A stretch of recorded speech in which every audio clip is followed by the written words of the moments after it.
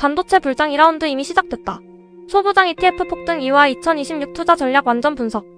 안녕하세요 여러분. 오늘은 정말 뜨거운 소식을 가지고 왔어요. 반도체 시장이 다시 한번 불타오르고 있는데 이번엔 대형주가 아니라 소부장, 그러니까 소재 부품 장비 쪽으로 돈이 몰리고 있다는 거예요. 제목처럼 불장 2라운드가 이미 시작됐다는 분석이 나오고 있거든요. 상상해보세요. 삼성전자나 SK하이닉스 같은 대형주는 좀 쉬고 있는데 코스닥에 있는 PSK, VM, 원익 IPS, 테스, HPSP 같은 기업들이 40%에서 60%씩 폭등하고 있어요. ETF도 마찬가지예요. SOL 반도체 전공정 ETF가 이달 들어서만 38% 넘게 올랐고 HANARO 반도체 핵심 공정 주도주, SOL AI 반도체 소부장 등 소부장 관련 상품들이 수익률 상위권을 싹쓸이하고 있죠. 개미 투자자들이 돈 냄새를 맡고 몰려들고 있는 상황입니다. 이게 왜 일어나고 있는지, 앞으로 어떻게 될지, 투자할 때 주의할 점은 뭔지 오늘 자세히 이야기 나눠볼게요. 커피 한 잔 타놓고 편하게 들어주세요. 이 영상 길게 준비했으니까 끝까지 함께 가요. 먼저 기사 내용을 간단히 정리해볼게요. 6월 들어 코스피보다 코스닥 시장이 더 뜨겁게 달아오르고 있어요. 특히 반도체 소부장 관련 종목과 ETF로 자금이 몰리고 있죠.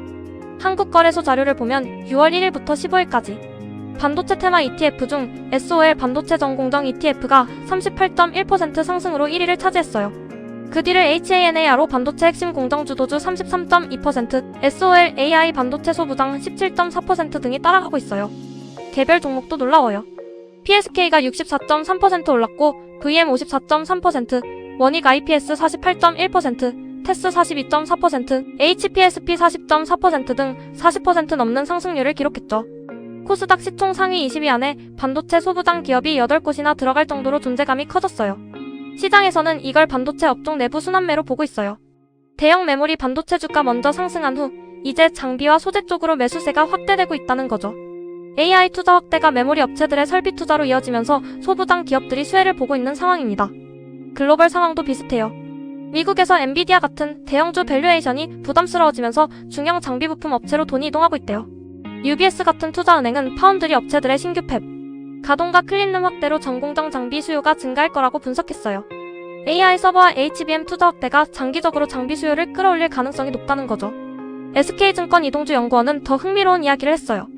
반도체 전공정 장비 WFE 시장이 2024년 5% 저점을 찍고 2028년 26%까지 성장할 거라고 봤어요. 과거 사이클은 짧고 강렬했지만 이번은 길고 점점 강해지는 특징이 있다는 거예요. 에이전틱 AI와 피지컬 AI 확산으로 2030년까지 증설 사이클이 이어질 수 있다고 하네요. 이게 바로 불장 2라운드의 핵심이에요.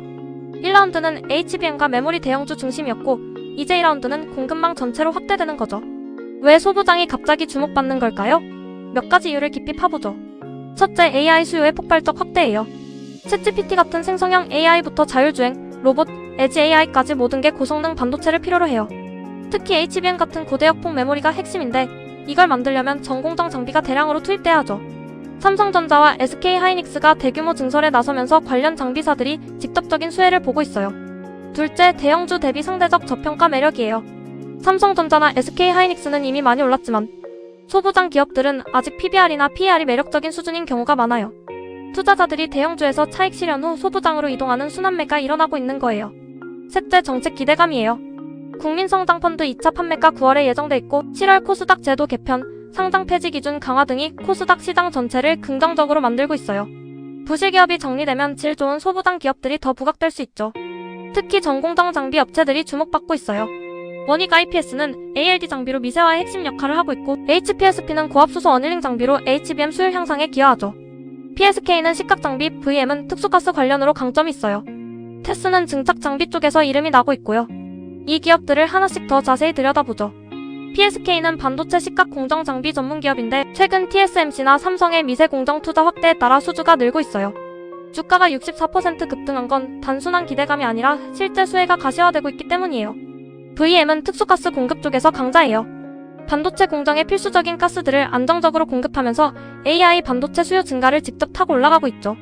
원익 IPS는 반도체 증착 식각 장비의 핵심 플레이어로 특히 ALD 기술이 주목받아요. 미세 공정에서 필수적인 기술이라 앞으로도 지속 성장할 가능성이 높아요. HPSP는 HBM 생산에 특화된 고압 어닐링 장비로 유명해요. HBM 수율을 높이는데 핵심 역할을 해서 SK하이닉스 등 대형 고객사로부터 러브콜을 받고 있죠. 이런 기업들이 모여있는 ETF를 사는 건 개별 종목 리스크를 분산하면서 섹터 전체 상승을 잡는 스마트한 방법일 수 있어요. 특히 SOL 반도체 전 공정처럼 전 공정에 집중된 상품은 이번 사이클에서 더 강한 퍼포먼스를 보일 가능성이 큽니다. 하지만 여기서 중요한 건 이게 영원히 갈 불장은 아니라는 점이에요. 반도체는 사이클 산업이거든요. 지금은 슈퍼 사이클 초입처럼 보이지만 언제든 조정이 올 수 있어요. 위험 요인을 몇 가지 꼽아보죠. 첫째, 글로벌 경기 둔화나 무역 분쟁이에요. 미국과 중국의 기술 패권 경쟁이 심화되면 공급망이 흔들릴 수 있어요. 특히 중국 소부장 기업들의 가격 공세가 한국 기업들에게 부담이 될 수 있죠. 둘째, 대형 메모리사의 증설 계획이 지연되거나 축소될 경우 직격탄을 맞아요. AI 투자 속도가 예상보다 느려지면 소부장 수요도 줄어들 거예요. 셋째, 밸류에이션 부담이에요. 이미 많이 오른 종목들은 단기 조정 위험이 있어요. 개미들이 몰려들어 과열 양상을 보이면 더 조심해야 하죠. 넷째, 환율과 금리 변수예요. 원화 강세가 지속되면 수출 기업인 소부장 기업들의 마진이 줄어들 수 있어요. 그래서 투자할 때는 어떻게 해야 할까요? 저는 장기적인 관점에서 접근하라고 말씀드리고 싶어요. AI라는 구조적 성장 동력이 살아있는 한 반도체 수요는 계속 늘어날 테니까요. 하지만 단기 트레이딩보다는 분산 투자와 철저한 리스크 관리를 추천해요. ETF를 활용하는 것도 좋은 방법이에요. SOL 반도체 전 공정, HANARO 반도체 핵심 공정, TIGR, AI 반도체 핵심 공정 등 여러 상품을 비교해보세요. 본인 투자 성향에 맞는 걸 선택하는 게 중요해요. 또한 개별 종목을 볼 때는 재무 상태, 고객사 다각화, 기술 경쟁력, 수주 잔고 등을 꼼꼼히 체크하세요. 단순히 뉴스 따라가는 건 위험해요. 이 흐름을 더 넓게 보면 한국 경제 전체에 좋은 신호예요. 반도체가 우리나라 수출의 큰 축이잖아요. 소부장 기업들이 성장하면 일자리도 늘고 기술 자립도도 높아질 거예요. 정부가 국민성장 펀드 등을 통해 지원하는 것도 그런 맥락이죠. 미국 상황과 비교해보면 재미있어요. 미국은 엔비디아, AMD 같은 팹리스 기업이 주도하지만 한국은 삼성, SK하이닉스처럼 IDM과 소부장 생태계가 함께 성장하는 구조예요. 이게 오히려 장기적으로 강점이 될 수 있어요. 2026년 하반기와 2027년 전망도 밝아요. WSTS 등 기관들은 글로벌 반도체 시장이 지속 성장할 거라고 보고 있고 특히 AI 관련 투자가 2026년에도 1,000억 달러 이상 이어질 전망이에요. 하지만 2027년 이후 피크아웃 가능성도 있다는 분석이 나오고 있어요. 너무 낙관하지 말고 실적 발표 시즌마다 확인하면서 포지션을 조정하는 게 현명하죠. 여러분 개인 투자 이야기로 넘어가 볼까요? 만약에 지금 소부장 ETF를 사야 할까요? 제 생각은 이렇습니다. 이미 상당히 오른 상태라서 추가 매수 타이밍을 기다리는 것도 좋고 DCA 방식으로 조금씩 분할 매수하는 것도 전략이 될 수 있어요. 특히 IRA나 연금 계좌에서 장기 보유한다면 세제 혜택까지 누리면서 AI 성장의 과실을 맛볼 수 있죠. 하지만 절대 전 재산을 올인하는 건 금물이에요. 포트폴리오의 1020% 정도 비중으로 접근하는 걸 추천해요.